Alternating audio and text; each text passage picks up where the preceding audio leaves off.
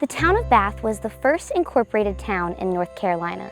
It's home to the state's first public library, first marine port, and St. Thomas Church, the oldest standing church in North Carolina. Bath was a site for an American Indian settlement many, many centuries ago, all the way up through the recorded history. In the 1705, the early 18th century, is when we first get Bath incorporated.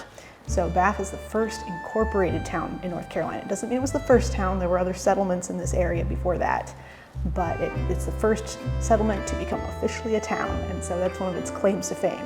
This building was the 1921 school. There have been other schools in Bath's history. This particular structure was built in 1921. It was expanded after that and became the primary school in Bath up through the 1980s. It was closed in 1989.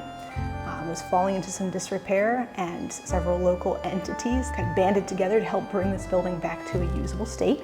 The complex now holds the local library, it holds Pirate Hall, other businesses, and of course our exhibit, which we opened in December of 2022.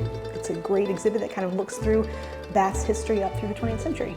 We have, of course, the incorporations and the kind of early establishment of Bath, but as you progress through the exhibit, you learn more about the homes in this area, the building of the bridges in the 1880s. They built those bridges, and you see a big boom in Bath's construction. A lot of the homes here actually post-date the 1880s, because that's when you start getting a lot of people coming to the area. Before we had the exhibit, people would come to the site, and primarily they would get to watch a short orientation film. They might see a small exhibit, and then they'd be able to tour our historic houses and take the walking tour. Awesome things to do, but they didn't really give an overarching feel to the history of the town. So now when they come to visit, one of the first things they can do is tour our exhibit and get a really good grasp of why Bath is still here, why it's important to North Carolina history, before they then go out to explore the town and learn even more. After walking through the historic Bath exhibit myself, I headed out to see the rest of the town. With a population of around 250 people, Bath is easy to drive through. I first looked at the Vanderveer House, which sits right across the street from the complex that houses the State Historic Site, Pirate Hall, and local library. Then, I ventured over to Main Street.